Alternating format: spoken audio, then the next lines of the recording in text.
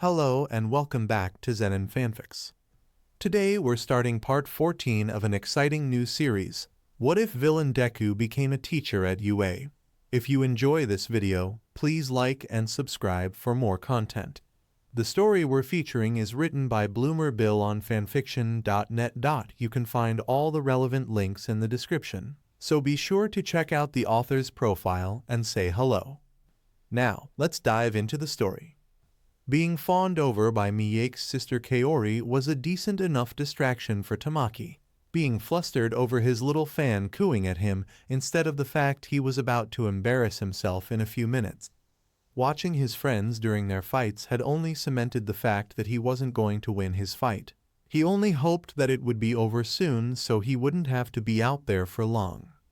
The two fights didn't drag themselves out, with one of Mirio's classmates and the Smith girl from Gen Ed being the respective winners of their matches, and so it was finally his dreaded turn to go on down and fight. Miyake's little sister seemed to be the most enthusiastic, somehow outdoing both Mirio and Hado. "It's Jiki-chan's turn now, he's going to kick that Yuno's butt," Kaori optimistically proclaimed. Tamaki felt his heart twist at that. Mainly because Kaori was going to be so disappointed in him when he lost, and he didn't want her to be upset with him because she reminded him so much of his cousins and hated it when they looked at him like that. But he also knew he wasn't going to win this like Kaori thought he would. "Yeah, go kick that guy's butt, Jiki," Oswald lazily encouraged, and he whimpered back, burying his face in his hands. Why did his friends have to be so overconfident in his abilities? It just made him feel even worse when he failed. Not wanting anyone else to pile on their unfounded hopes onto him, Tamaki jumped to his feet and hurriedly left the booth.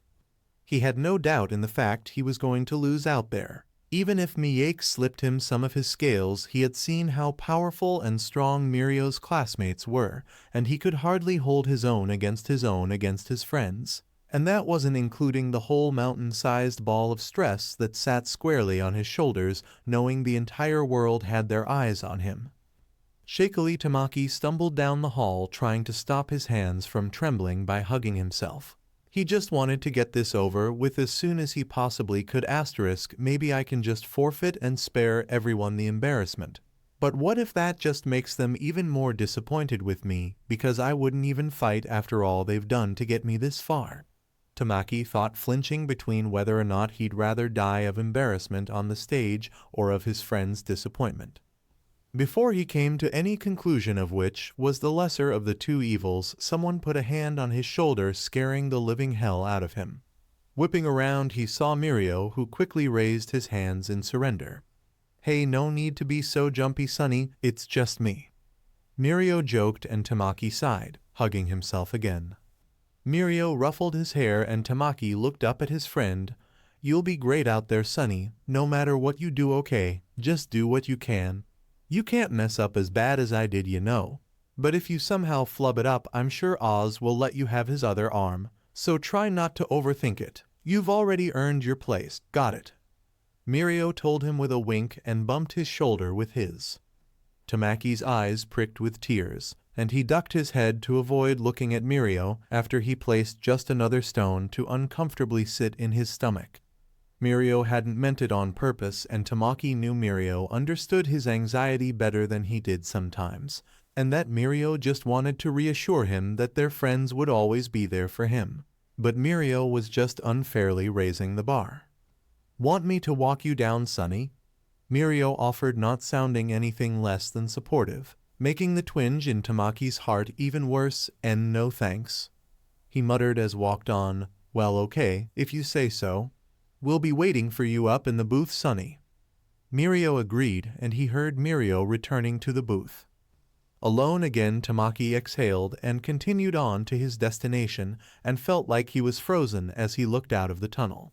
He really didn't want to go out there to embarrass himself, but if he wanted to forfeit, he needed to go out there at least. And when he heard Mike Sensei gave the opening lines for the battle, introducing himself and his opponent Yuno, Tamaki bit his lip and walked out with his eyes locked onto the ground and wishing he could just tune the crowd out. Master Sensei began speaking, and Tamaki knew this was the last chance to back out, but now that he was here on the field, he just couldn't find his voice. Do both of you understand the rules as I have explained them? Master Sensei questioned, making the lump in his throat even harder to swallow, and he asked himself why he hadn't said he was forfeiting yet. Maybe, I can try. For my friends, I shouldn't just walk away after all of the work they've done to get me here. Tamaki considered in his head, and then he fought the urge to turn on his heel and bolt for the nearest broom closet. A thought that was becoming ever so tempting as he risked a glance up at 1A's booth, and seeing his friends cheering him on, Tamaki found the nerve to numbly nod his head. Good, the fight will start in 10, 9, 8. Master Sensei began the countdown, and Tamaki desperately searched inside himself for some sliver of courage so that he could at least last for a few seconds in the ring. Where was that last-minute burst of confidence that was supposed to show up when he needed it? Start! Master Sensei suddenly shouted, catching him off guard, and Tamaki looked up in time to see that Yuno was rushing at him just like everyone else in the fights before had. Fear had locked up his legs despite how harshly his mind was screaming for him to move, or else he would be bulldozed by the brunette. Regaining control just in the nick of time, Tamaki leapt to the side and tried to crawl away as fast as he could, only kicked very hard in the stomach because he wasn't fast enough and flew across the ring just short of the borderline. Naturally, the kick completely knocked the wind out of him, and he coughed as he clutched his sore abdomen. Ooh, that can't have felt good for Amajiki. Not with a strength quirk like Yuno's. I wouldn't be surprised if Amajiki chose to waive the fight after a blow like that. Mike Sensei commented, and Yuno having a strength quirk certainly explained why his side hurt more than he expected it to. Damn it, I can't even dodge properly, much less fight one-on-one against someone like him. How is someone like me supposed to be a hero? I can't even look my friends in the eye half the time. Tamaki thought, cursing himself as he buried himself in his spiraling thoughts. God, you can't really be this pathetic. Is this the level of competence expected for 1A? It's no wonder your class is so far behind, even when Aizawa-sensei dropped almost half of your class. Yuno scoffed under his breath, and Tamaki felt the jab deep in his core. Because wasn't he? Tamaki was a complete pushover a majority of the time, and he always froze up when he was in tense situations like this. How could he ever think he could become a hero? He's just been coasting on dumb luck and the support of his friends to get through everything. At least that hyperactive blue brat gave a decent fight, though if she wasn't such a massive airhead, she might have actually won against that gearhead and kept that little promise she made in her speech. Yuno spat as he began walking towards him, but Tamaki's mind was still caught up on what he just said. What? Hato isn't an airhead. She's excitable and can get distracted sometimes, but she had to work on her quirk so much to double jump, and I know how hard she's been working just for today. Tamaki argued back in his head as stumbled back to his feet, only for Yuno to yank his arm and send him crashing back to the ground face first. Tamaki heard the crack of his nose well before the sharp splitting pain came from the middle of his face. Tamaki whimpered his hand, going straight to broken nose to try and stop the bleeding. That big dumb lizard wasn't much better letting himself be tased, but at least that lummox's fucking one. Yuno commented, tripping Tamaki as he once again tried to stand up. Miyake's not some dumb lizard. He knows so much about heroics, and he always makes sure that I'm not overwhelmed, or he gives me somewhere to hide. When Tamaki's thoughts were interrupted as Yuno punched him in the gut, knocking him across the ring. So Tamaki had to try not to choke on the blood from his nose in addition to trying to breathe after that hit. And at least the bubblegum princess put up an actual fight against Kaido. Unlike that. Heya, was it? The dumbass didn't do anything but wait for Saki to run out of steam. Yuno jeered, and Tamaki, now on all fours and clutching his bloody nose, found a small part of him thinking that Yuno was saying these things purposely to upset him. And he was pretty sure it was working to some degree, as his annoyance sat on the tip of his tongue. Shut up. You don't know how much it hurts Haya's hands to do a mini strike, and they were still stinging when I came down to fight you. And Oswald won his fight because he has an amazing mental willpower to manipulate his body and control multiple limbs. Tamaki shouted back, tears building in the corner of his eyes. Feeling slightly pathetic, he couldn't even find the will to defend his friends out loud. Though I guess I can't really be saying too much shit given my class got sacked with that damn streaker. Seriously, how the fuck did anyone look at that nudist and think he should be a part of hero course? Spat, his voice getting slightly louder as he walked towards Tamaki. Tamaki felt his body rigidly lock up as his mind blanked. Countless memories of Mirio's training flooded his mind, of him trying desperately to find some way to use his quirk with losing his clothes, of Mirio attempting to learn some fighting moves from videos online, and every single time Mirio had smiled despite having been forced to apologize for being so clumsy or accidentally flashing someone with his quirk. And to hear this, Meathead dismiss all of that out of hand made unfamiliar feelings bubble up under skin, and he gritted his teeth as all the sounds he could hear blurred together. Hey, are you even listening, you wretch? Angrily questioned, his hand reaching out to grab Tamaki by the hair. Having not seen most Tamaki's reaction since he wasn't facing his opponent and his body hadn't moved an inch. What followed happened so fast no one realized until it already had. Just when Yuno was about to grab Tamaki's hair, he whirled around and bit down on Yuno's hand hard. Gah, Yuno cried, trying to yank his hand away, but Tamaki only sunk his teeth in deeper. Take it back. A voice in Tamaki's mind demanded, subconsciously acknowledging it when Yuno's blood started filling his mouth. Tamaki's teeth might look normal, but they were hard enough for him to chew through metal without much trouble, and his jaw had the strength to back it up, so it wasn't surprising that despite Yuno's quirk, he couldn't free his hand from Tamaki's jaws. Tamaki instead let the brunette pull him to his feet before he stomped down his foot, stopping Yuno from fully retracting his arm. Yuno's face scrunched up even more, and he tried again to yank his hand free, this time with the aid of his quirk. But Tamaki did not move 1 inch. Using the increased strength from the ants in the candy Miyake gave him earlier, Tamaki easily stayed in place as indigo scales crept their way across his body. What the fuck, you freak? Let me go! Yuno shouted, still trying to get his hand free. Tamaki's now reptilian eyes narrowed as his fury only grew. Take it back. Tamaki thought, growling as his teeth turned into fangs, then bit even harder. A small part of his lizard brain gleefully enjoying it when he felt the satisfying snap of the bones in his mouth and Yuno's scream shortly after.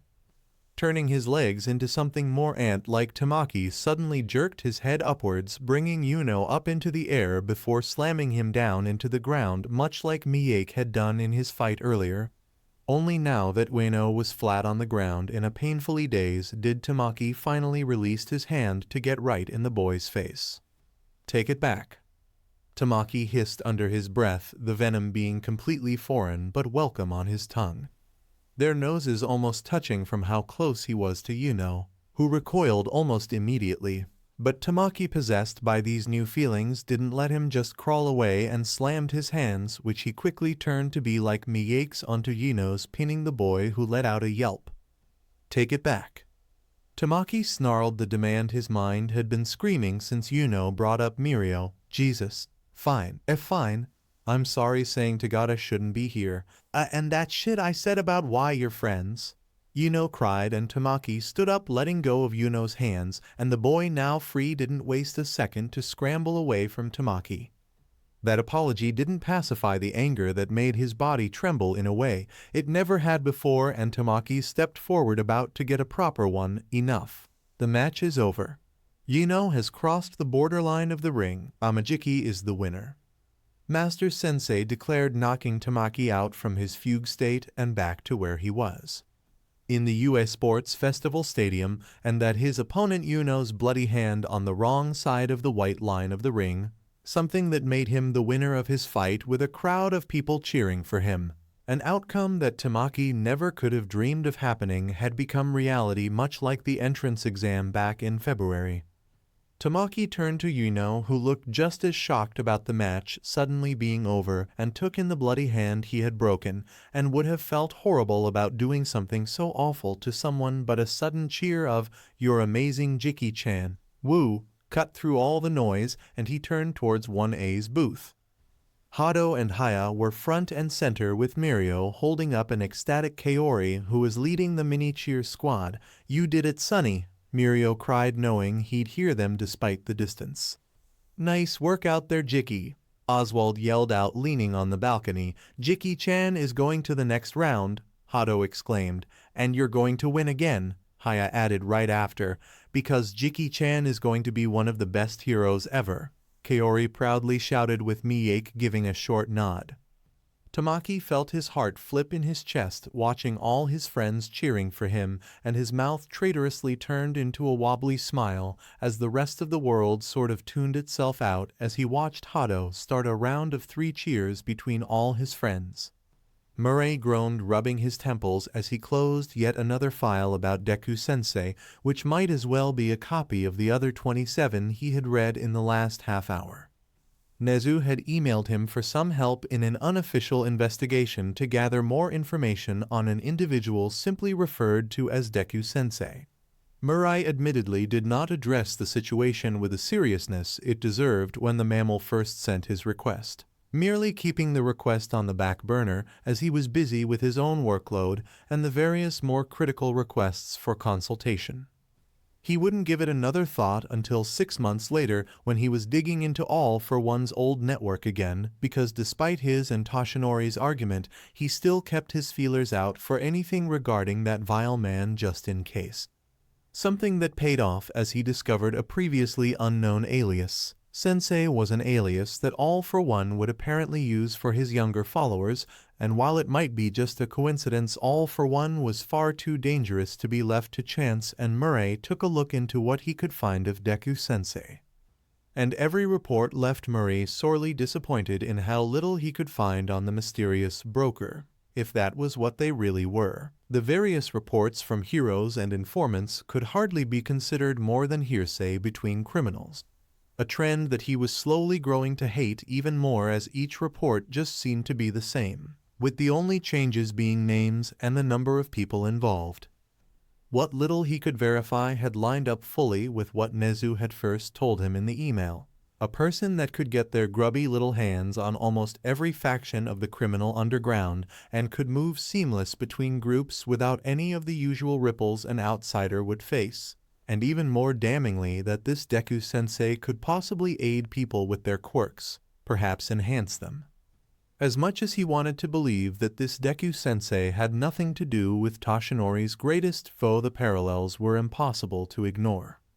Murray was hesitant to immediately jump to that dreaded man still being alive. Toshinori had almost certainly killed All for One from multiple full-powered blows to the head. Even if the man had acquired many different regeneration and healing quirks, head wounds were the one thing those quirks couldn't fix, and Toshinori certainly hadn't pulled any punches. Still, he couldn't outright dismiss All for One, and he had to be connected in some form to Deku-Sensei. Murray currently was leaning more towards a descendant of All for One rather than the man himself. As difficult as it was to imagine, All for One was once as human as a psychopath could ever hope to be, and he likely had some romantic sexual flings in the past. Perhaps one of them had accidentally or otherwise resulted in a child that shared All for One's genes existing out there. Knowing the depravity that All for One easily relished in Murray, it wouldn't be surprising if the man had purposely knocked up women with the intention of gaining a stronger version of his own quirk. A child prodigy would explain the slight difference in MO Deku-Sensei had, as well as their ability to float across the island regardless of who the territory belonged to. Said child would have likely inherited an entire military militia in addition to all the clout All for One had collected over the centuries.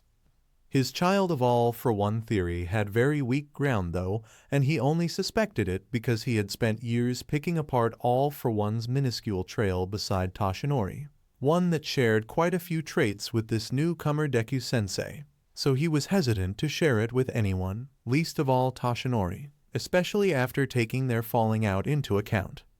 Toshinori hadn't bothered to reach out to him since he officially dissolved all ties to Mirai, something that stung terribly because he thought their partnership was based on something more than just business after all these years of working together. His dozens of unanswered calls and messages left on read, though provided otherwise. Toshinori didn't completely ignore him, and he hadn't gone as far as to block Mirai's number, so he didn't believe the bridge had fully been burned, and they would talk during the few cases they were both assigned to, though it was far more cold and professional than when they worked together. And Murray knew his ex-friend would immediately drop everything if Murray mentioned anything about All for One. Leaning back in his chair, Mirai rested his head on his hand and looked towards his posters, feeling a touch morose that his merch was the only way he could see the man anymore. The temptation to use this as an excuse to force Toshinori to speak with him again was very present, but Mirai didn't want to stoop to such low tactics and perhaps worry the man over something he wasn't fully sure of. Standing up, Murray collected the files and set them aside on a shelf, planning to arrange for one of his employees to get them stored away in the underground file room. He checked the time and sighed when he saw that it was 16:53, far later than he wished, and cursed himself, knowing he had completely missed this year's sports festival. His past self at least had the foresight to request Juzo to record the event for him to watch later. Leaving his office, he strolled down the hall to the bullpen and found Juzo speaking with Kaoruko about some files the two were holding, and he cleared his throat. "Why, yes, sir," Kaoruko squeaked, apparently not noticing him beforehand, turning about face with one hand up in a salute, accidentally throwing the file in the air in her panic, sending papers flying everywhere. Murray waited a beat before he turned calmly to Juzo. "I've finished with those reports. Have Susan collect them for the file room as soon as possible and forward the copy of the sports festival to my email if you'd please, Juzo," he requested, getting a nod from his sidekick. "Of course, sir." Juzo agreed swiftly, leaving the floor to find the woman leaving him and the tense Kaoruko alone.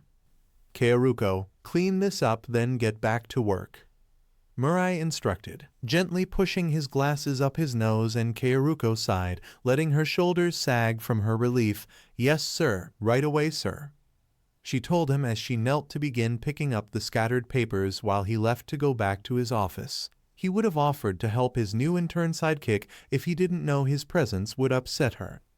Murray found himself scowling as he thought of the woman's previous employers, but quickly dismissed the thoughts. He had already dealt with those responsible, and Kaoruko was making leaps and bounds as she recovered from her time working under those scum. Back in his office, he settled by his monitors and brought up his emails and searched for the file for the sports festival footage. Finding it relatively quickly, Murray didn't hesitate to open the video and began to watch the playback. The opening wasn't anything special, and the student's speech wasn't all that moving, though he supposed listening to Toshinori's for so long had ruined his ability to appreciate them from anyone else. His interest was sufficiently piqued, however, when he got to the rescue of Hado by her classmates and their continued progression through the yellow brick road. As Present Mike had said, team-ups of the hero course in the first round were almost unheard of, as the students were usually more focused on trying to stand out to get their name out there for more offers, and their group was quite an odd band in general. It was second round of the festival that had him hooked, though as he spotted a very particular-looking student amongst the two groups the rescue team had split.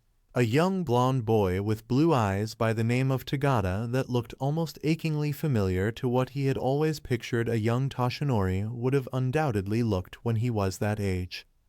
Quite frankly, if Murray didn't personally know better on multiple accounts, he would be calling up Toshinori right now to ask how the hell he hid the fact he had a kid from him. Unfortunately, Murray didn't get to see this Tagada do much this round, as his teammates ended up doing most of the work, though he considered it might be because Tagada didn't have a quirk that would be suited for the task, which was a fair assumption given his own quirk would have been utterly useless in such an event. But Murray did get to see how caring young Tagada was, as the boy saved Hado from being disqualified by rushing forward when she was knocked down, and even after the event when he carried his pink teammate Mainta he believed to be checked out. Murray couldn't help remembering the hundreds of times Toshinori swept off his feet using his incredible strength and forced him to be checked out by the agency's medical staff, mainly because it was the only time Toshinori would willingly step foot in the medical wing of the building. The hypocrite. The memories, though bittersweet, still brought a smile to his face as he patiently waited to see how the one-on-ones would turn out, though he found himself oddly disappointed when he didn't see Tagada during the recreational activities. But Murray easily brushed said feelings off as the fights began in earnest. The first battle had kicked things off on the right foot, with Miyake dealing with the support student quickly without much injury to himself or his opponent, but that was hardly anything compared to his anticipation for Tagada's match, and he waited perhaps a bit greedily to see just what the quirk of this mysterious Toshinori look-alike was. Upon watching Tagada slip into the ground, Murray felt his mouth drop, as he wasn't expected a quirk that allowed the boy to go through things. Sure, the boy lost his clothes when he did, and he lost the match as well, but that was hardly the point because Murray was still hung up on the sheer number of applications this quirk would have.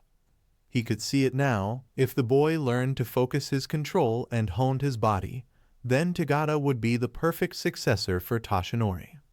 The boy had already shown a tremendous amount of promise as a hero, being able to get all the way to the third round of the festival without relying on his quirk. A skill most hero students unfortunately need to be taught, himself included, and yet this Tagada already had that down. Then of course there was the boy's disposition. He had the same kindness and zeal Toshinori seemed to be dripping in, and watching the boy's happiness for his friends surpassing him was anything to go by. He wasn't bothered with the rating system. It still baffled him how Toshinori always looked surprised when he was named the #1 hero every year. But most importantly, Tagada had the most perfect quirk imaginable for the next successor. One for All was truly a powerful quirk, being the only counter for All for One's quirk, since it was the only one that could never be stolen. Something that granted the current user a degree of invulnerability to the multi-century-old tyrant, but adding in Tagada's transparency would make the next user completely untouchable.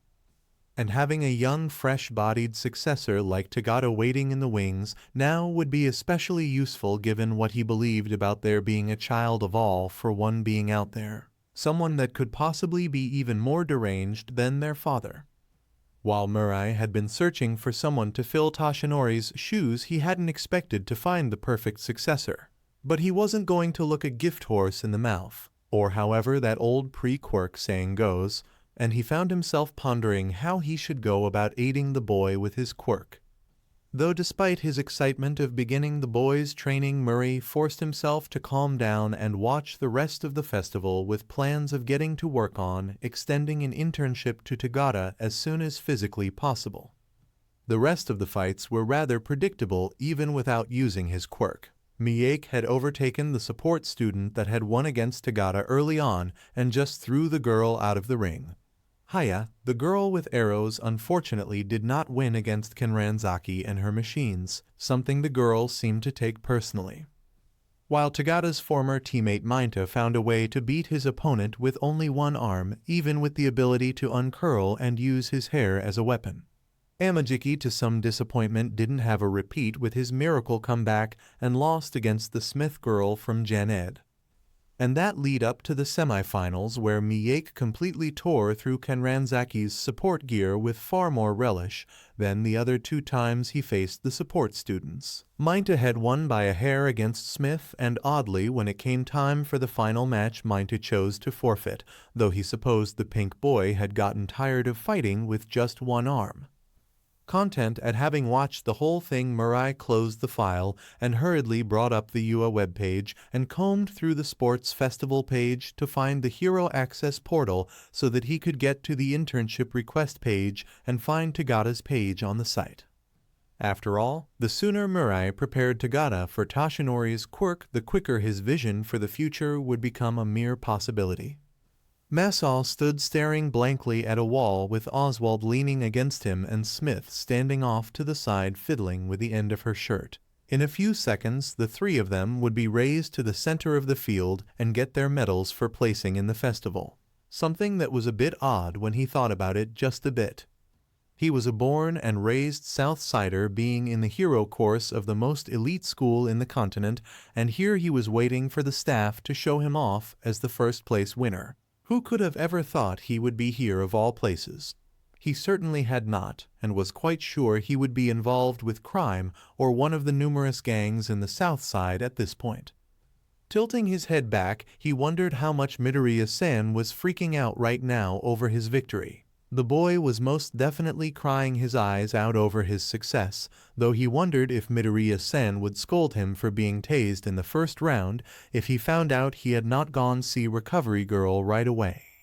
He was brought out of his thoughts, the podium started rising, and Oswald straightened up to stand on the second place one with Smith quickly moving to the third place one. The light blinded him for a second, but it cleared up and he saw the crowd cheering for them, and his tail flicked from the minor annoyance. Masa took a deep breath, tried his best not to get too spaced out as he waited for the whole ceremony to be over, and accepted the medal from Master Sensei when the time came.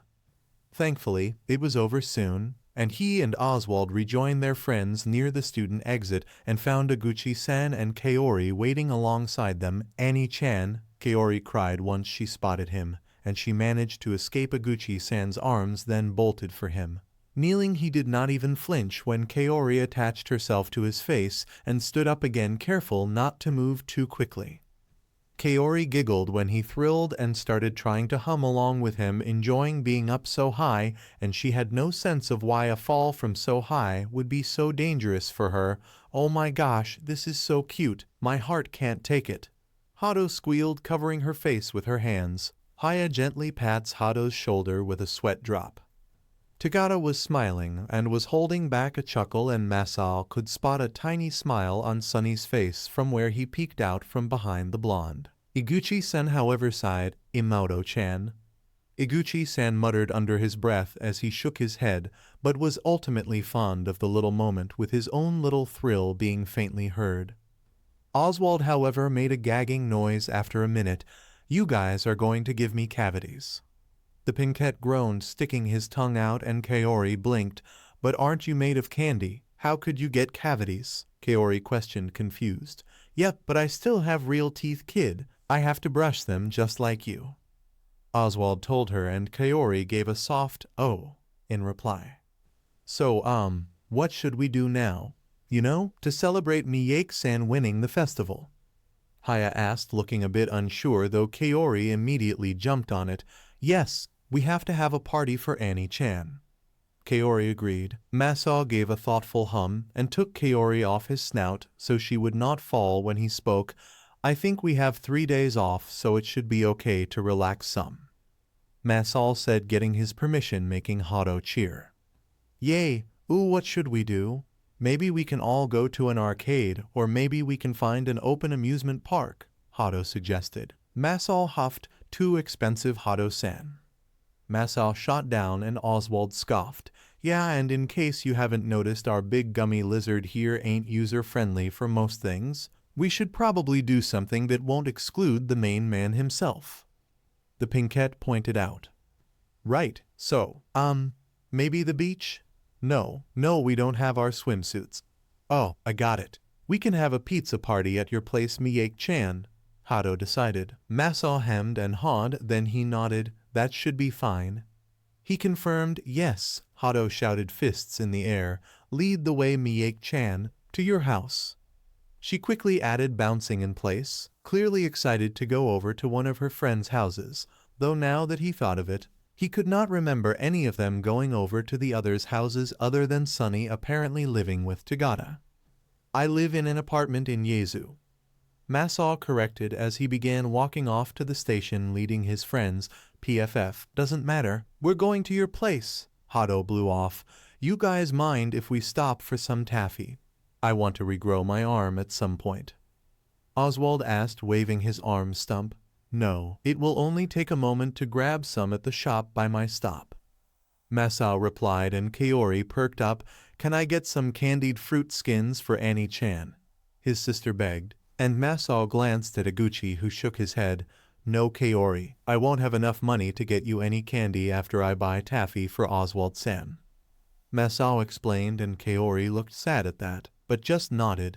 I understand, Annie-chan. Ozzy-chan needs his arm. Kaori told him, holding back a pout. It didn't take long for the group of 8 to get to the apartment, but after the stop at the specialty candy shop, he saw one of 2 things happen to his friends and family. His classmates, barring Oswald, seemed to grow more anxious as they got to Yezu, and saw the more desolate the scenery was becoming. Though it wasn't anywhere near as bad as the south side, so he doesn't know why they were so riled up. Iguchi-san, on the other hand, looked like a weight had been lifted from his shoulders as he spotted one of the local gangs. Oswald was indifferent-ish, having seen the south side every time he went to visit his mom and aunt. Kaori, on the other hand, did not change at all, still too young to understand the difference between the two as anything other than aesthetic. Things got a bit better as we got to the apartment complex he had been living in since the start of the term. The landlord, a woman that looked like a doll with a stitched-shut mouth, was repainting a part of the building and waved when she saw them. He heard Sunny's choked croak when he saw the woman, and a couple of his friends were remarkably pale. Masao could understand why Sunny was anxious, but he didn't know why the others were. Kaori freely waved back to the woman, and Iguchi-san waved back too. Ignoring the small incident, Masao led them to his second-floor apartment and let them inside. He didn't have much, and most of the furniture came with the apartment Midoriya-san gave him. The only things he brought with him were his books, clothes, and bought himself a bed big enough for him to sleep comfortably on. Settle in. I'll find a place that delivers pizza. What does everyone want? Masao asked, moving out of the way so the other 7 could come in. Oh, I want pizza with sardines and pineapple, Hado exclaimed before she switched focus to look all around the apartment. Anything with mushrooms will be fine for me, Miyake-san.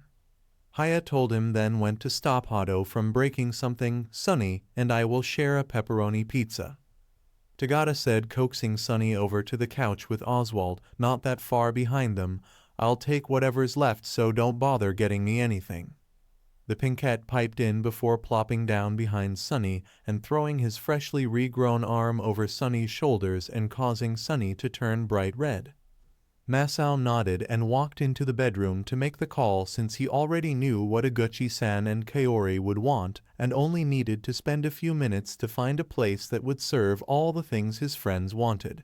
After confirming the order, he returned the living room after he changed out of his uniform. Oh wow, Hado said when she saw him and his friends were all various shades of red.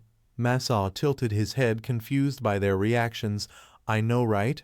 Ig-chan is the only other person I've met who is fully covered in scales like Annie-chan, Kaori replied as Masao laid down on the carpet to sunbathe on his belly by the window. Oh, that's why he's shirtless, Haya commented, and Iguchi-san groaned. I am sorry, Haya-san. Reptilian quirked people like to sunbathe in natural light when we can, because it feels so much better than a sun lamp, and the more skin exposed the better. It can be jarring if you've never seen it before, and clothes can tug on our scales so much that becomes uncomfortable, so we prefer to go without when we can, Iguchi-san told them. Masao blinked and stared at Iguchi-san, wondering why he felt the need to explain something like that, then dismissed it and closed his eyes to enjoy how warm the sun was making him. A half-hour later, almost everyone seemed to be relaxed, and he had Kaori sitting on his back so she could play patty cake with Hado. When there was a knock on the door, Iguchi-san went to answer the door. On the other side was a tall scarecrow made out of burlap, holding a stack of 5 boxes of pizzas. Thank you, Martin, Masao said, taking the boxes and offering up some money to Martin with his tail. Martin smiled, revealing a row of crooked teeth. Mom said she'll have someone out to inspect the apartments next Monday, so make sure it's ready to view, Martin replied in his scraggly voice and gave a lazy wave before he stalked off. Oh, was that Marty? I think we met when he came by the technical school to check out the courses there. He was into programming, if I remember correctly, Iguchi-san asked to help him with the boxes, and Masao nodded. He's mentioned that he was thinking of going next year after he gets more money together. Masao answered, setting the pizzas down on the table. Then he noticed his friends were a bit on edge. Is something wrong? Masao questioned, and Tagada opened his mouth, but closed it, having trouble producing words. Oswald rolled his eyes with a groan. We aren't as used to people who look like they could be a part of a horror movie franchise, Miyake. Oswald told him, getting a look from Haya and Tagada, while Sunny shamefully buried his face in his hands. Oz, you can't just say something like that. Haya hissed at Oswald, and Masao gave a thrill. No offense taken, Oswald-san. Masao told them as he went through the boxes to find the small pizza he got for Kaori. I understand, Ozzy-chan. Everyone outside the south side looks super weird, Kaori said empathically. Is south side? Sunny croaked, and Masao blinked. Yes, that's where the rest of my family lives. We've lived there all my life. Masao confirmed before he found the right pizza and offered a slice. Kaori cheered and scrambled over to him. Masao picked her up with his tail and began feeding her. Wait, there are actually people living in the south side? Like for real? I thought the government condemned that place and the only people there were criminals for their shady business. Hado questioned. Since he was busy, Iguchi-san took over. It was about 70 years ago. People started living there again 10 years later and have been ever since, and yes, we have an apartment there. There are plenty of people living normal lives there, Hado-san. We just have to be careful about not getting wrapped up in with any criminals. Iguchi-san explained to them. Oh, cool. Do they have shops there, or do you have to leave the district? Is there any train or bus stops there? And where did Miyake-chan go to school? Hado said, peppering Iguchi-san with questions, and Iguchi-chan leaned back away from her since she was getting awfully close to his face. Well, we do have some shops in the district, but we have to leave the district to get most things since no one would deliver to anywhere in the district. We don't have any public transportation for the same reason. And I think Masao-san went to Shiritsu. Iguchi-san tried to answer, but was cut off as he fell off his chair with short reptilian cry since Hado had not backed off. Oh, I'm sorry, Ig-chan, Hado cried, jumping to help Iguchi-san up. It's fine, Hado-san. Iguchi-san replied, running a hand through his hair as he awkwardly tried to shake it all off. Taking pity on his brother, Oswald stretched out his arm and wrapped it around Hado's waist and tugged her to sit with him. For fuck's sake, Hado, take a chill pill and chew your cud, Oswald told her before he stuffed one of his locks of hair into her mouth. Hado on her end just sat down and began chewing on the taffy in her mouth. Is the fact I'm a South Sider that weird? Masao inquired as he kept feeding Kaori, who was too preoccupied with her pizza to pay any attention to the conversation. Nope, just a bit of culture clash between locals, Oswald told him, shrugging his shoulders, then tugged Sunny closer to him. Right, Jicky? Oswald asked, and Sunny froze up. Yes, Sunny squeaked, clearly panicked from being put on the spot. See? Now can we just eat? Oswald requested, clearly done with the whole drama. Yeah, it's not like where you're from is super important, Tagada said, reaching for one of the boxes to help disperse the food, and Masao nodded before turning his attention to Kaori. Izuku frowned as rubbed his red eyes, slightly bothered by the irritation he felt. It was mainly his own fault for watching this year's sports festival before work. He had focused on the first year's part, and he wasn't disappointed by Masao-san's performance. Not to mention he was so utterly proud when he saw Masao-san standing on the number 1 spot that he cried himself a river in his hotel room. Izuku made sure to clean up the mess before he left, of course, since he knew most people couldn't deal with such a large amount of water in one place, and went off to the next prefecture after he dealt with that. Thankfully, very few people were asking what made him cry, as they became used to him being a crybaby over them and their accomplishments. He texted his congratulations to Masao-san and his well wishes for his friends that they could all get some decent internships. Then, after a minute, Izuku sent a second text that Masao-san could have him run a background check on any heroes that give them offers so they wouldn't be stuck with someone awful like Endeavor. The idea of Masao-san being forced to work with someone awful like that just made his skin crawl. There wasn't much he could do about who sent Masao-sen an offer, but could at least vet the ones that did. But as worried as he was about Masao-san's first steps, as a hero Izuku had plenty of students that needed his immediate attention, and he couldn't let himself be distracted by something like this. Kumamoto wasn't the busiest of the prefectures, but that wasn't an excuse not to do his best and do everything he could for the people there. He had quite a lot more help now since the districts were warming up him. It didn't seem to be as hard though, and he guessed it was because the other districts weren't as suspicious as the south side, or maybe people were talking to each other outside of the districts and realizing he was honestly just trying to help them. He had already finished most of his work. Teaching about biology went as well as he could have expected, and he checked in with the property he owned there before he went on to other matters, talking with some people about their quirks and the problems they caused them, to which he would offer some ideas to counterwork on the problems. He also left plenty of necessaries at the usual spots and gave some medical supplies to the people running the backrooms so they could restock. Izuku smiled as he was soon to be completing another day of good work and wiped away the sweat from his brow after he put down the small crate of goods and flashed a smile at the green-skinned woman that looked so relieved to see him. "Thank God, we just ran out of gauze," she muttered and swiftly snapped one of her 4 hands, and someone came out to take it inside the abandoned butcher shop, happy to help Trixie-san. "And I found some EpiPens that could be sold in bulk, so there should be about 40 in there," Izuku replied, and Trixie-san grinned. "Perfect, I'll ask around to see who needs them," the woman purred before going inside herself. Satisfied, Izuku nodded, then checked his phone to make sure the day's spending was sent off to his mom before he ran to his car so that he could make it to his next appointment. His last meeting of today would be at the Raven's Nest, well, the owner preferred to call it what it was, a brothel. Gosh, Izuku could still remember how red he was when one of Raven's girls first came to him for a little help, and how he almost passed out from all the blood rushing to his cheeks because the woman was still in her work clothes.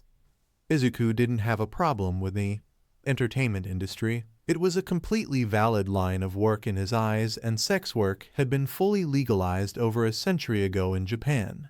But it probably took about 20 years off his life from the stress it put on his heart as he tried to get used to see people in such compromising clothes and situations. Though Izuku learned despite how long the business had been around that people didn't think too highly of people working in it, which was kind of confusing for him because all the workers he's met were incredibly lovely people. Maybe he could argue that it was an opinion held by people who didn't agree with sleeping with multiple people at the same time. But that didn't excuse the way people could be so mean and suspicious of the workers. All of the workers he's met were kind people who were doing the best they could with their limited life skills and education, or even some people who just enjoyed the job for what it was and the money that came with it. Pulling up to Raven's Nest, Izuku found the neon glow of the signs warm and welcoming after visiting the place for so long, and just waved to the spiky demon-like woman standing outside as a bouncer. He received a nod in return, and the woman didn't bat an eye when he went inside the building instead of stopping him since he was technically a minor going into a sex club. Well, he could legally go in according to Japanese laws on 2 toes, but no one with common sense would actually let him. Izuku averted his eyes to the ground when he stepped in, mainly because while he didn't think the work was anything to be ashamed of, he personally felt greatly embarrassed to see people he knew half naked and doing suggestive dancing, especially when they were his students, since he was pretty sure that was against the teacher's code of conduct or something. The music was nice though, and he reminded himself to ask one of his students for the names of the songs as he quickly moved to the back of the establishment where he could freely speak with the workers on break. Checking in with them was something he felt the need to do because he had heard some horror stories from his other students about how some owners weren't so kind to their workers.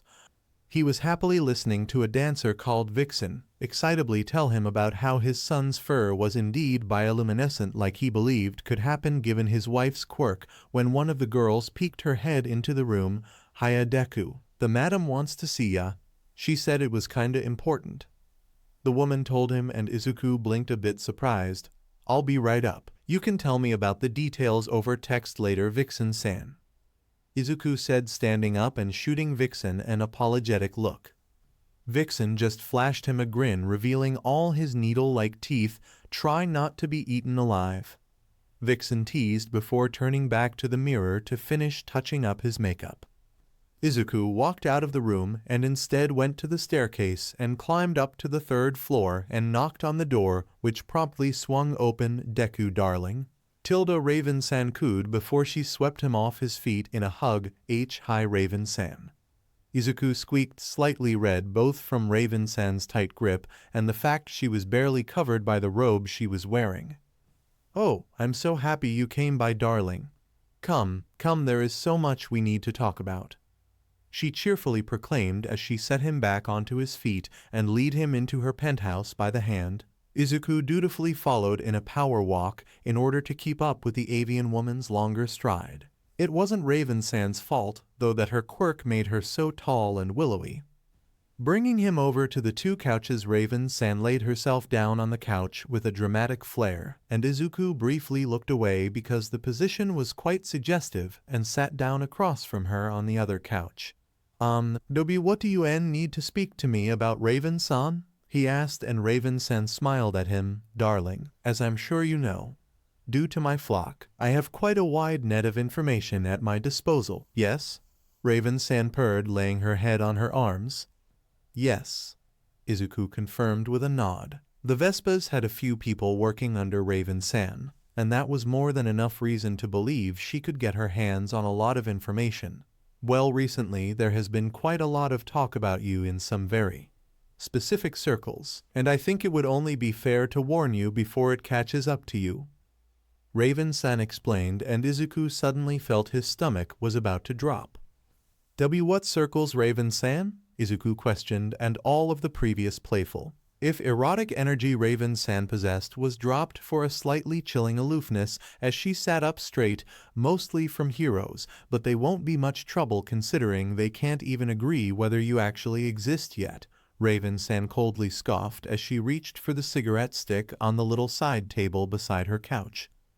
"However, as could be expected, with how popular you've grown amongst the underground, he who takes has begun to take notice, and it will not be long before he starts asking questions too," Raven-san told him. Izuku's heart stopped, and his hands clenched so tightly they were turning white as he processed what she just told him.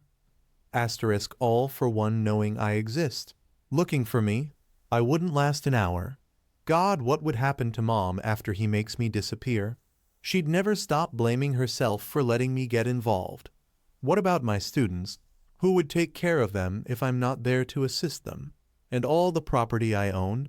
What should I do to keep them from falling into the hands of slumlords?" Izuku whimpered in his mind, suddenly questioning the stability of his little businesses after he had purposely made sure it all rested on his shoulders to maintain. "I think you'll find that you are far more powerful than you believe, Deku," Raven-san commented, breaking Izuku out of his unintentional rambling, and he looked up to meet her solid, albeit narrow purple-pink eyes. "What do you mean?" he pressed, because how could anyone look at him, a 13-year-old two-toes with absolutely no combat experience other than being a punching bag, and call him powerful? A cruel little smile curled Raven-san's beak, and she took Izuku's face in her hands, tilting up just a little farther. "Oh, darling, you're so entertaining in your paradoxical nature.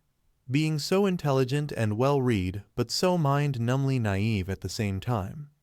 Raven-san cooed in a voice most people would use when talking to a child, leaving Izuku to feel a touch worse with her being so patronizing to his face.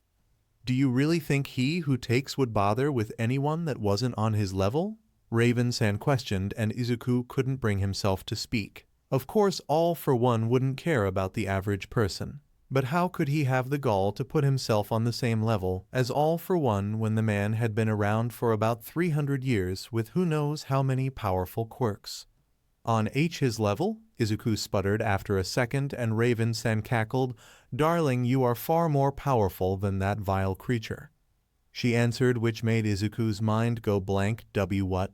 he squawked back, and Raven-san smirked as she stood up and walked over to the window walls overlooking the city. The empire that he who takes has built over the centuries was made on the backs of those he broke and tore apart until they were unquestioning sheep that would jump to his beck and call.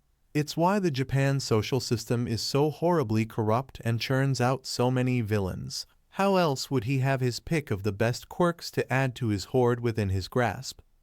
Raven-san asked, turning her head 180 degrees and let it hang to the side. Izuku felt sick as he understood what Raven-san was implying. The idea of all for one using his power and taking advantage of having such a long lifespan to manipulate the country as a whole and treating the citizens of Japan as nothing more than livestock was laughably believable. Raven-san's eyes narrowed, and their glowing became much harsher as her grin became even more sharp and cruel-looking. "And you, darling, are tearing that system apart from the roots," she commented, shocking him.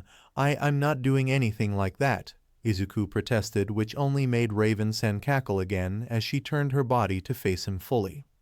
"Don't be so oblivious, darling. He who takes entire system is dependent on desperate people thinking they have no one, and that they will jump at his offer the second he makes it. But now that you exist, those people aren't so desperate and hesitate when he offers them the world on a silver platter because they know they can fall back on you to help them when they need it instead of taking a deal from the devil," Raven-san explained with a twirl of the wrist. But I'm not trying to do that," Izuku argued. "I just want to help people," he added, his hands going to his hair. "Oh, I know, darling.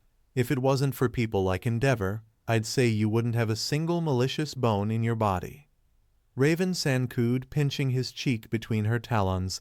"It's merely a testament of how poorly built he who takes empire is, that it could all fall apart at the hands of an unknowing hapless child with a bleeding heart, and a quirkless one to boot.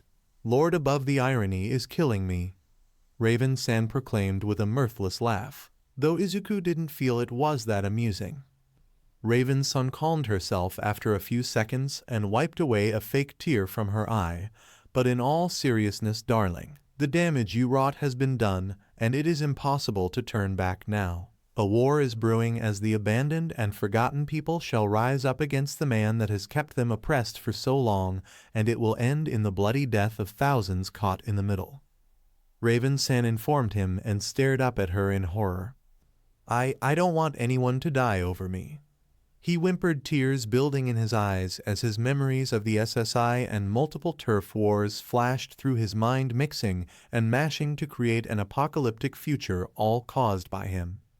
Raven-san's hand gently ran through his curls, and he looked up to her and saw her face was a touch softer than before. "Apologies, darling, but the seeds have been planted, and there is nothing we can do now but try to nurture them so that something will survive the aftermath. Which is why I'm telling you that you need to take action now while you still have time," Raven-san told him, only slightly sympathetically to his plight. "But what could I do against he who takes?" Izuku asked, staring at his hands and briefly noting all the little scars on them from years of abuse from himself on his fingertips, and he wondered how someone like him could ever stand up against such a mythical man. "Why, you don't have to anything, darling. You've already won the war. Even if you are to die upon confronting he who takes, nothing will quash the hope you've grown for those who truly need it or the seeds of change you've planted amongst the people you've helped," Raven-san soothing told him as she stroked his back as she sat beside him. Then, for the first time in years, Izuku felt his heart ache at the thought of dying when he would usually numbly acknowledge it. I don't want to die," he muttered, and this time he truly meant it. He couldn't die now, not when he knew there were people out there that needed him. And he had friends that he wanted to see become happy in person as they became the heroes they deserved to be. Raven-san let out a low hum as she tilted her head. "Then you'll need to become someone he can't touch. The anonymity you hide behind will only last for so long, even with the help of your little bunny friends and the snowman," she advised as she brought the cigarette stick to her mouth for the first drag. "Someone he can't touch?" Izuku repeated, confused, and Raven-san blew out a cloud of smoke before she answered. he who takes has pushed the quirkless to the wayside of society for a reason, so that no one would care if they disappeared. So, in order to keep he who takes from making you disappear, it is key to make yourself someone that the general public will pay attention to and can't be removed without causing problems. Raven-san elaborated, twirling the cigarette stick. How am I supposed to do that without outing myself too early? I mean, I'm at 2 toes. How am I going to get infamous before he who takes gets to me?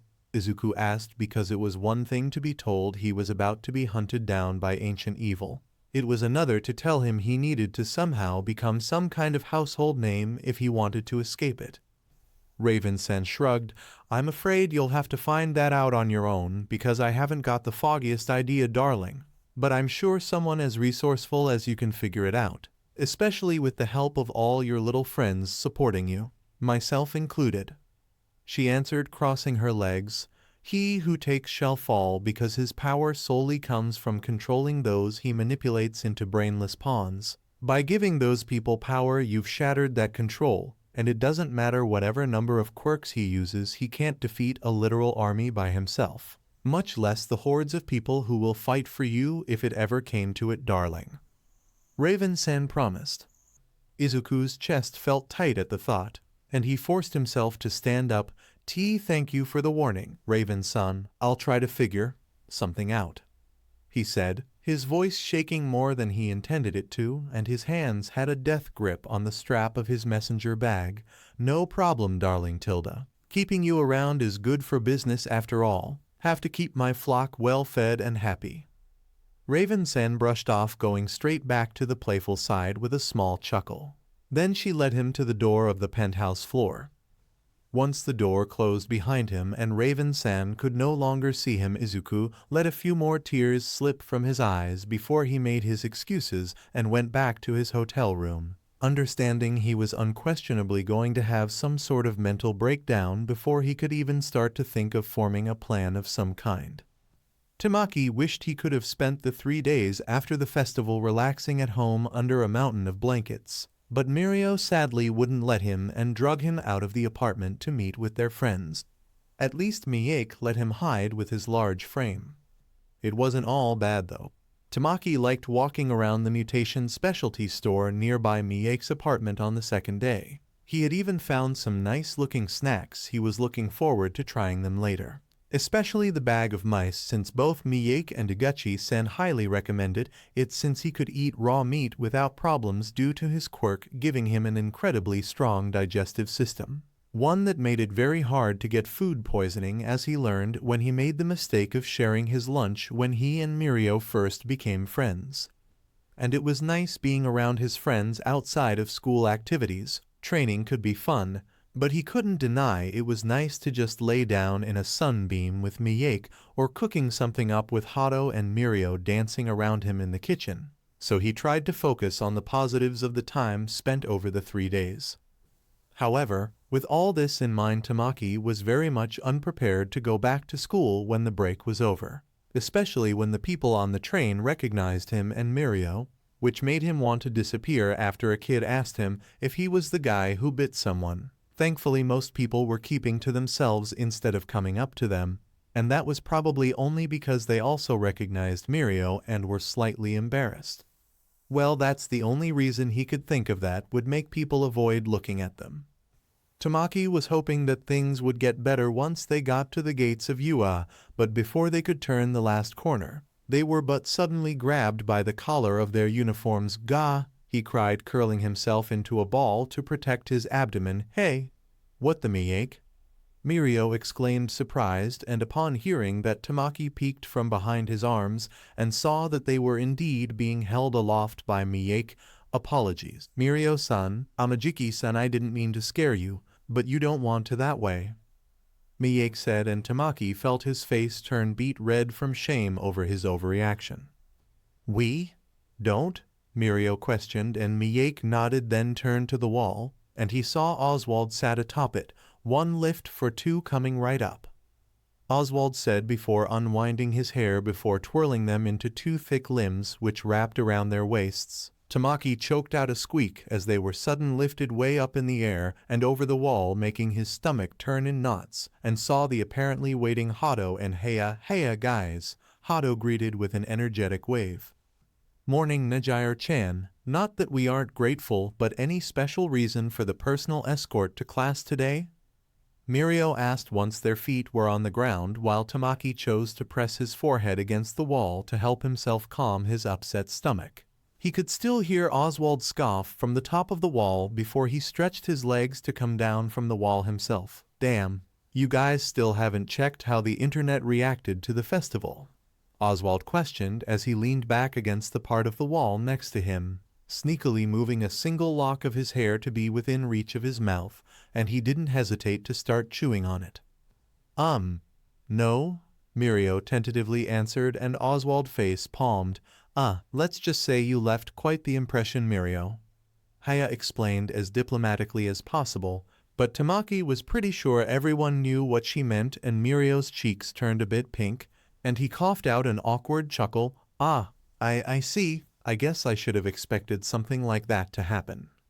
Mirio prattled off as he looked away from them in a rare moment of embarrassment. "Yeah, well, because of that impression, the media bloodhounds have been here since before I got here and accosting students as they try to get through them at the gate," Oswald told them, jabbing a thumb in the direction of the gate, and Tamaki hesitantly lifted his head to glace at it. He couldn't see everything clearly, but there was a small crowd of reporters standing at the gates with Aizawa-sensei and General-sensei arguing with them. The idea of having to go through them made him even more queasy. "Oh, sorry, I didn't think Aik." Mirio's apology was cut short by Miyake whacking him in the back of the head with his tail shortly after he climbed over the wall. "Don't apologize for those vultures, just focus on getting to class," Miyake told them, then used his tail to lead Mirio by the hand towards Yua. "Yeah, Aizawa-sensei can totally deal with those creeps, so don't worry about it, Mirio-chan. It's just another thing we're going to have to get used to once we debut," Hado joked, waving it off. "Maybe for you limelights, but I'm going underground to get away from those animals. Sounds like a good plan, right, Jiki?" Oswald asked, pulling Tamaki to his feet with a stretched out arm, and Tamaki found himself sputtering as Oswald was basically cheek to cheek with him, which was doing an excellent job of distracting him from just about everything other than how nice Oswald's smile looked as he was led inside the school building. Thankfully for Tamaki's heart, he could stay at his desk with his head fully buried in his arms, trying to ignore everyone else in the room within him, until classes began with Aizawa-sensei entering the room with a slightly larger scowl than normal on his face. "Apologies to those who were inconvenienced by the media outside. Principal Nezu will be dealing with them shortly," Aizawa-sensei swiftly told them before moving on. "You have a big class on hero informatics today, so I hope you enjoyed your 3-day break," Aizawa-sensei informed, and Tamaki felt his stomach drop privately, hoping it wasn't going to be anything too insane. "Today you'll be picking your codenames, something that will be important considering you'll be going off to your internships next week," Aizawa-sensei told them, creating a bubble of anticipation formed in the class, and the red-furred O'Collin's hand shot into the air. "Yes, O'Collin?" Aizawa-sensei asked, crossing his arms. "Do you mean we're picking our hero names?" she questioned, her tail twitching from her excitement, and Aizawa-sensei sighed, pinching the bridge of his nose. "Yes, O'Collin, you'll be picking your hero names," Aizawa-sensei confirmed, and the excitement was palpable between his classmates. But Tamaki shriveled up on the inside. "My hero name? So early?" Tamaki thought in despair as he slumped in his seat. "Don't get so excited. You're still first years, and first-year drafts rarely have many offers, and you'll only be doing light-duty work at most during the week you're with your mentor," Aizawa-sensei scolded them, glaring at the O'Collin girls, both of whom sheepishly curled their tails around themselves. Aizawa-sensei exhaled, taking out the remote for the blackboard. "Here is the draft pick for your class. Keep in mind that the heroes who gave you an offer can rescind them at any time, so it is very important that you remain professional during your time with them," Aizawa-sensei said, and multiple little white poles popped up on the board with their names. There were 8 out of the 13 of them, and the numbers were about the same. Unsurprisingly, Miyake was at the top of the board with 59 offers. Oswald was a close second at 30 offers, and both Hado and Haya were tied with 17 offers. After finding his friend's names, Tamaki was about to check the bottom of the board for his name only to freeze when he spotted his name under Oswald's with 27 offers. How? He cried under his breath. Why would anyone want to work with someone like him after how poorly he did in the one-on-ones? UA has plenty of trusted and vetted mentors who can take on those of you who didn't get any offers, so do not worry about these results. They won't be too important until your second year when you can try for your provincial license. Aizawa-sensei mentioned turning off the board and getting together a stack of mini whiteboards. While the codenames you chose today will most likely be temporary, you should still take this very seriously. Aizawa-sensei advised right before the door was slammed open, making him flinch. Or you'll have hell to pay later, Midnight Sensei proclaimed, strutting into the classroom, and Tamaki had to force his eyes to his lap to keep his brain from being any more fried any more than it already was. The codenames you pick today could be the one you're stuck with for life, so you'll need to take care not to pick something utterly indecent. Midnight Sensei purred, and he felt Miyake's tail wrapping around his hand to give him something else to focus on. Midnight shall have the final approval of your names, given that area isn't a part of my forte. Aizawa-sensei explained, handing the boards off to Midnight Sensei before bending down, likely to fetch his sleeping bag. Keep in mind, however, that the name you chose will reinforce the image the public has of you and will be your way of telling the world what it is you want to represent as a pro hero. Aizawa-sensei told them before going over to a corner for a nap. Great. As if there wasn't enough to make me nervous enough about this, Aizawa-sensei. I don't even know what type of hero I want to be, so how can I give myself a name? Tamaki mentally questioned, letting his head hit his desk with a tiny whimper as soon as he got the little white board passed down to him. A few seconds later, he felt his phone vibrate, making him jump. Tamaki hesitantly glanced around before he carefully pulled his phone from his pocket to check who was trying to contact him. Cannibal Crew ~D. Accessory. Welp, I'm stumped. Any ideas for codenames? Enthusiastic Cannibal. I know R? Why is this so hard? Casual Cannibal. You could use that name Kaori made up for you, Hado. Enthusiastic Cannibal. Gasp, yis, that will be perfect. Thank you, Miyake-chan. The Victim. Guys, what FCK are you doing texting in class? Enthusiastic Cannibal. Because we need help with our hero names, Oz-chan. Enthusiastic Cannibal. Now we need a name for Haya-chan. Bestow us with your wisdom, Miyake-chan. Causal Cannibal. I don't know. Maybe something like Striker. Accessory. Not really feeling it. Accessory. Could use it as a title, though. The Victim. You guys are going to get us all sent to detention, I swear. Enthusiastic Cannibal. Hush. Haya-chan needs our help, so contribute or leave the chat. The Victim. Ugh. Fine. The Victim. Why not use Arcus? I think Aunt Trinity mentioned it was part of the old Latin word for the bow archer's use. Enthusiastic Cannibal. Ooh, that will be pretty unique. I don't think I've heard of another hero with a Latin hero name. Accessory. That might actually be a good idea. It's got a good ring to it. Enthusiastic Cannibal. Yay. Tamaki's shoulders slumped and shook his head. Of course. Maybe they could help me, though. But could I really risk Aizawa-sensei's wrath? Tamaki thought, nibbling on his bottom lip as he looked up to see Midnight Sensei was busy with one of his classmates, causing them to be red-faced, and that Aizawa-sensei's eyes were closed before he turned back to his phone. Cannibal Crew ~D. Enthusiastic Cannibal. Do you guys need any help with your names? Casual Cannibal. No, I already picked mine. The Victim. Same. Accessory. Cool. What about you, Amajiki? Enthusiastic Cannibal. Ya, Jiki-chan. You've got to have a mega awesome name. Tamaki felt his throat tighten as attention was drawn to him and shamefully ducked his head when Haya glanced back at him, concerned when he didn't answer right away. Cannibal Crew ~D. Main Cannibal. I don't have any ideas. Enthusiastic Cannibal, how? You have such a cool quirk, Jiki-chan. How could you not have come up with anything? Main Cannibal, TT. Enthusiastic Cannibal, don't worry, Jiki-chan. We'll help you find a name. The victim, maybe you can use an old childhood nickname. Tamaki inhaled sharply as the memory of the reason why Mirio started calling him Sunny suddenly flashed before his eyes, and he paused to consider it. Maybe.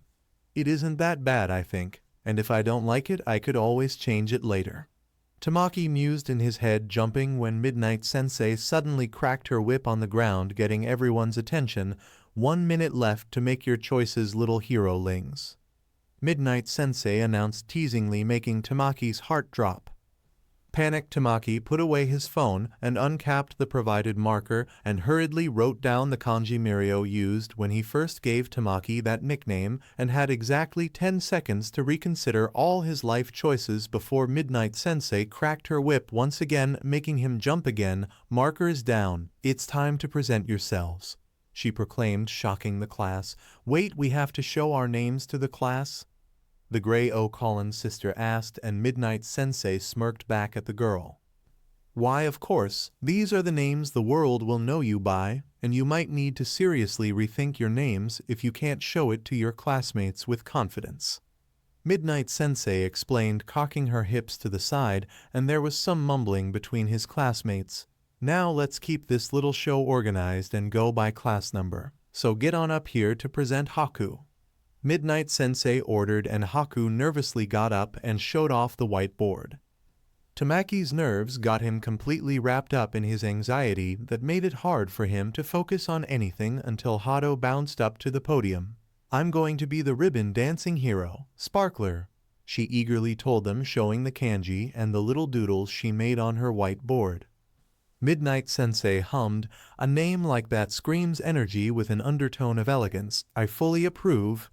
Midnight Sensei with a clap of her hands, and Hado grinned back at her. Thank you, Midnight Sensei. Hado chirped, nodding her head, then went back to her seat with Haya going up after the O. Collins sisters. Haya hesitated for a moment, then flipped the whiteboard over. I'd like to be known as the striking hero, Arcus, she said, fumbling with the Latin, which was quite understandable since it was a dead lang. Arcus, huh? I don't recognize that word. Midnight Sensei replied, putting her head in her hand, and Haya ducked her head bashfully. It's Latin for bow, you know, like a bow and arrow, Midnight Sensei. Haya timidly explained, and Midnight Sensei's eyes practically lit up. Using an ancient lang in order to subtly stay on theme, all the while defying gender norms with such a neutral word. How utterly maddening. Approved, Midnight Sensei exclaimed, hugging herself as she gushed. And Haya found herself flustered by Midnight Sensei's reaction. Thank you, Sensei. Haya squeaked out and hurriedly returned to her desk. A couple more of his classmates went up before it was Oswald's turn. Looking quite put upon, Oswald presented his whiteboard. I'm the pastel hero, Mellow, Oswald said, slightly irate. Unexpected, but not much pizzazz. Midnight Sensei commented, making Oswald tesk. I'm going underground, so I don't need anything flashy, Sensei. Oswald replied, and Midnight Sensei nodded. Not my favorite, but it isn't inappropriate or taken either, so I'll let it pass, Midnight Sensei told him. Oswald wasn't swayed by Midnight Sensei's lukewarm reaction, and went back to his desk, so the next classmate to go up, and was the first person to have their name vetoed since it was already taken by an active hero. Then it was Miyake's turn. Tamaki found himself reminded of Miyake's size as he stood over Midnight Sensei, and his whiteboard was incredibly small, looking in Miyake's clawed hands. I will be the sleepy hero, Koi, Miyake said, and Tamaki sort of expected the simple if flat choice of name from his friend. That's an interesting choice, Midnight Sensei said, looking a bit puzzled. Miyake thrilled. I let my sister chose my hero name since I plan to go into rescue work, and shingleback lizards are also known as sleepy lizards, Miyake explained, and Midnight Sensei's face brightened up. Ah, short, simple, and slightly educational. A perfect name for a rescue hero. I approve.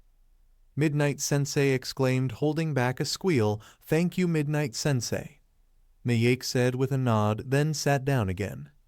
And as the last two people went up and got their names approved, it was finally Tamaki's turn as the last student left. And he gulped once all eyes were on him. "No need to be shy, my dear. Just come on up and show us what you've written." Midnight Sensei gently encouraged, making Tamaki wish he could just disappear instead of being here. Taking a deep breath, Tamaki walked over to the podium and hid his face behind the whiteboard so he wouldn't have to see anyone's face. I want to be the eclipsed hero as Sun Eater," Tamaki forced himself to say as loud as he could with his eyes tightly shut, bracing himself for whatever reaction that was going to happen next.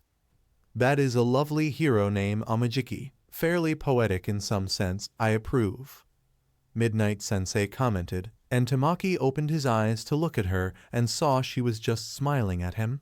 No hint of a double meaning anywhere on her face, and cautiously he turned to the class and saw the majority of his friends looked happy, with his choice Hado being a notable exception since she was about to burst from sheer joy. And Tamaki found himself struck with the idea that just maybe his friends weren't just being supportive of his choice, but actually liked his chosen name. Asterisk, maybe I will keep it. Mirio will probably be so honored once he hears the name I chose, Tamaki thought, moving back to his desk, and upon staring at his messy handwriting, Tamaki felt his mouth curl into a tiny smile. Thank you for joining us on this journey through What If Villain Deku Became a Teacher at UA. We hope you found it as captivating as we did. A big thank you to Bloomerbill for creating such an engaging story. Don't forget to visit their profile on fanfiction.net for more fantastic works. The link is in the description below. If you enjoyed this video, please give it a thumbs up, share it with your friends, and subscribe to Zenin Fanfics for more intriguing explorations into fanfiction and fantasy. Your support helps us create more content like this, and we love hearing your thoughts and suggestions in the comments section. See you soon in the next video.